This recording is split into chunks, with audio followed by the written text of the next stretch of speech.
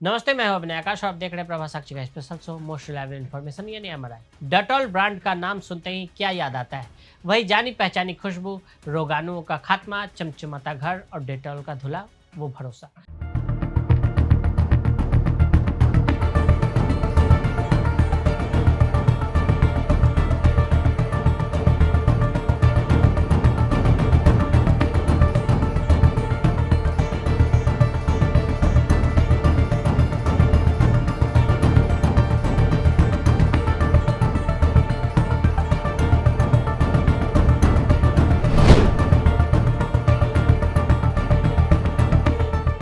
पिछले कई दशकों से इस कंपनी का पूरा साम्राज्य बस एक ही मंत्र पर टिका है कि हम आपकी हर गंदगी से बचाएंगे। लेकिन जनाब, इस हफ्ते चीन में डेटॉल का नाम किसी कीटाणु को मारने के लिए नहीं बल्कि खुद एक बहुत बड़े रायता फैलाने के लिए सुर्खियों में है। कहानी कुछ ऐसी है कि डेटॉल ने एक विज्ञापन बनाया। मकसद तो नेक था, मर्दों की घटिया सोच पर करारी चोट करना, लेकिन भाई साहब, तीर ऐसा उल्टा चला कि निशाना खुद डेटॉल पे ही लग गया। विज्ञापन इतना भद्दा और विवादित निकला कि चीन के करोड़ों लोग भड़क गए और एक सुर में बोल पड़े, बहुत हुआ, अब से हमारे घर में डेटॉल की नो एंट्री। मजेदार बात तो देखिए, जिस कंपनी का पूरा धंधा ही दुनिया भर के दाग धब्बे और गंदगी साफ करने का है, आज वो खुद अपने इस विज्ञापनी दाग को साफ करने के लिए हाथ पैर मार रही है। तो आखिर ऐसा क्या डेटॉल ने दिखा दिया कि चीन की जनता एंटी डेटॉल हो गई? चलिए मामले का एमआरआई स्कैन करते हैं और शुरू से समझते हैं कि ये माजरा है क्या। डेटॉल के एड में ऐसा क्या था जिससे मच गया बवाल? बात है 5 मिनट के वीडियो ऐड की, जिसे डिटॉल ने पिछले महीने के आखिर में चीन में अपने सोशल मीडिया अकाउंट पर डाला था। ये कोई आम ऐड नहीं था, ये बना था चीन के बेहद लोकप्रिय माइक्रो ड्रामा स्टाइल में, यानी कि एक छोटी सी नाटकीय कहानी किसी मिनी वेब सीरीज जैसी। अब इस कहानी का हीरो है एक नौजवान आदमी। शुरुआत में वो अपनी गर्लफ्रेंड से सिर्फ इसलिए रिश्ता तोड़ लेता है क्योंकि उसे पता चलता है कि लड़की पहले किसी और के साथ रह चुकी है। वो इसे दूसरे मर्दों से दागदार कहता है। फिर वो एक ऐसी लड़की की तलाश में निकलता है जो उसके शब्दों में साफ हो, अछूती हो, जिसे किसी ने ना छुआ हो। अपने दोस्तों के सामने वो सेखी बघाड़ता है कि वो अपनी होने वाली पत्नी का पहला मर्द होगा। यहाँ तक ऐड बेहद आपत्तिजनक है। कंपनी का दावा है कि यह सब जानबूझकर रखा गया ताकि अंत में इसी सोच की पोल खोली जा सके। ऐड के आखिरी हिस्से में एक ट्विस्ट आता है। उसकी नई गर्लफ्रेंड उसे आईना दिखाती है, उसे टॉक्सिक यानी जहरीला बताती है और रिश्ता तोड़ देती है। वीडियो में अब यही वो वक्त था जब डेटॉल का असली मैसेज सामने आता है कि ऐसे जहरीले मर्द दरअसल कीटाणुओं जैसे हैं और इनसे छुटकारा पाकर ही सुकून मिलता है।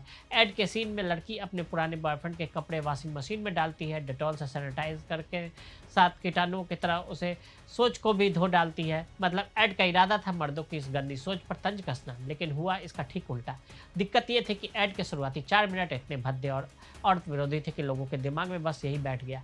आखिरी का ट्विस्ट किसी को संभाल नहीं पाया, लोगों ने उससे माना ही नहीं। ऊपर से इंटरनेट पर इस ऐड के छोटे छोटे क्लिप्स, सिर्फ वो हिस्से जिसमें आदमी औरतों के बारे में गंदी बातें कह रहा है, अलग से वायरल हो गए। डेटॉल ने अपने बचाव में क्या कहा?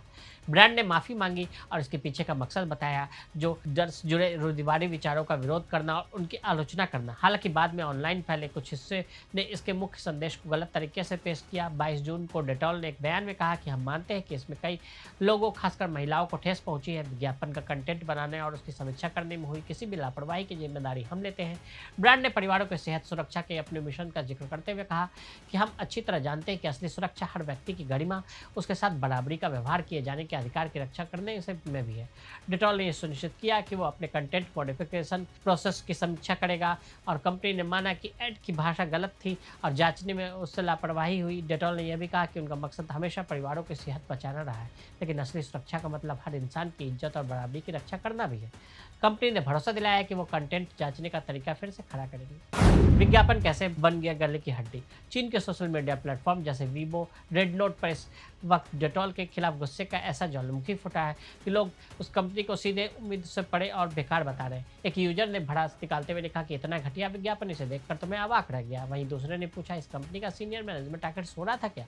अब से डेटॉल बंद। वैसे ही मार्केट में और भी बहुत सारे ब्रांड्स हैं। लोग इस विज्ञापन को दिमाग के लिए जहर बता रहे हैं, कई तो इसे 2 मिनट से ज़्यादा झेल ही नहीं पाए। असल में डेटॉल ने अपनी तरफ से इस विवाद को सुलझाने की बड़ी कोशिश की, लेकिन चीनी जनता का गुस्सा शांत होने का नाम नहीं ले रहा। लोगों का कहना है कि विज्ञापन की शुरुआत कुछ लाइनें ही महिलाओं के प्रति इतनी असंवेदनशील और अपमानजनक थी कि आगे चाहे कोई भी ट्विस्ट ना आया हो, उससे कोई फर्क नहीं पड़ता। चीन के डिजिटल ट्रेंड्स पर नजर रखने वाले मान्या कोत्से ने भी इस कैंपेन को एक बड़ा कबाड़ा करार दिया है। उन्होंने तर्ज करते हुए कहा कि जिस ब्रांड का पूरा धंधा ही साफ सफाई पे टिका है, उसने एक मर्द के गलत नजरिए को दिखाने के लिए चक्कर में खुद संदेश का ऐसा कबाड़ा किया कि पासा पूरी तरह से उल्टा पड़ गया। नतीजा यह है कि आज चीन के लोग इस ब्रांड को पूरी तरह से बाइकआउट करने की मांग कर रहे हैं। 22 जून को इंटरनेट इंडस्ट्री पर नजर रखने वाले लियू डिंग ने ग्लोबल टाइम्स से कहा है कि यह विज्ञापन शोषणकारी मार्केटिंग का एक क्लासिक तरीका है, जिसका मकसद जानबूझकर लोगों का ध्यान खींचने और वायरल होने के लिए जेंडर के आधार पर भेदभाव को बढ़ावा देना है। लियू ने आगे कहा कि अच्छे ब्रांड के लोगों के बीच अपनी पहचान बनाने और अच्छी छवि बनाए रखने दोनों पर ध्यान देना चाहिए।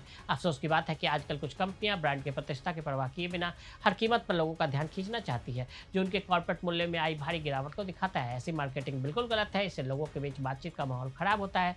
अब समय आ गया कि संबंधित कंपनियां अपनी गलत कम्युनिकेशन रणनीतियों में सुधार करें।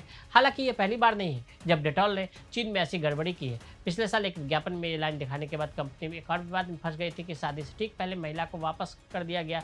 ऐसा इसलिए क्योंकि वो साफ सुथरी नहीं थी। पहले भी डेटॉल चीन में चर्चा में रहा। यहाँ एक बात साफ कर देना जरूरी है, क्योंकि कई जगह इसे डेटॉल बैन कहकर पेश किया जा रहा है। सच ये है कि चीन में डेटॉल ब्रांड बैन नहीं हुआ, किसी सरकारी आदेश ने इस पर रोक नहीं लगी है। हुआ सिर्फ इतना है कि भारी विरोध के बाद कंपनी ने खुद अपना ऐड हटाया है, माफी मांगी और लोगों के बीच बाइकआउट की अपील तेज हो गई। यानी बैन सरकार ने नहीं, एक तरह से जनता ने अपने गुस्से से लगाया। हालांकि ये कोई पहली बार नहीं है। बीबीसी और मलाई मेल की रिपोर्ट के मुताबिक साल 2025 में भी डेटॉल का एक ऐड चीन में विवादों में आ गया था, जिसमें एक औरत को शादी से ठीक पहले लौटा दिए जाने की बात थी, इस इशारे के साथ कि शायद वो साफ नहीं थी। यानी एक ही तरह की सोच, एक ही तरह का विवाद। दूसरी बात, जानकारी से दो तरह से देख रहे हैं। चीन के डिजिटल मीडिया पर नजर रखने वाले पत्रकार मान्या पोस्ट से eye on digital China newsletter चलाती है। बीबीसी से कहती है कि भले ही कंपनी का इरादा उस आदमी को गलत दिखाने का था, लेकिन ये संदेश इतने भोंदे तरीके से दिखाया कि पूरा मामला उल्टा पड़ गया। वही ग्लोबल टाइम्स से बातचीत में एक इंडस्ट्री जानकार का कहना है कि ये जानी पहचानी मार्केटिंग टैक्टिक्स है, जानबूझकर सेंसिटिव मुद्दे को छेड़ना ताकि ध्यान खींचे और वीडियो वायरल हो जाए। इसके मुताबिक ऐसे हरकतें थोड़ी देर की चर्चा मिल जाती है, लेकिन ब्रांड की साख को गहरा नुकसान पहुंचाती है। तो आज हमने आपको डेटॉल को लेकर चीन में छिड़े विवाद के बारे में बताया। आज के लिए इजाजत। ऐसी रिपोर्ट्स को देखने के लिए देखते रहे प्रभास आज। अगर आप भी लेना चाहते हैं देश दुनिया की तमाम जानकारी, तो आज ही सब्सक्राइब करें हमारे चैनल को। साथ ही नीचे दिए बेल आइकन को जरूर दबाएं ताकि हर अपडेट आप तक पहुंच सके।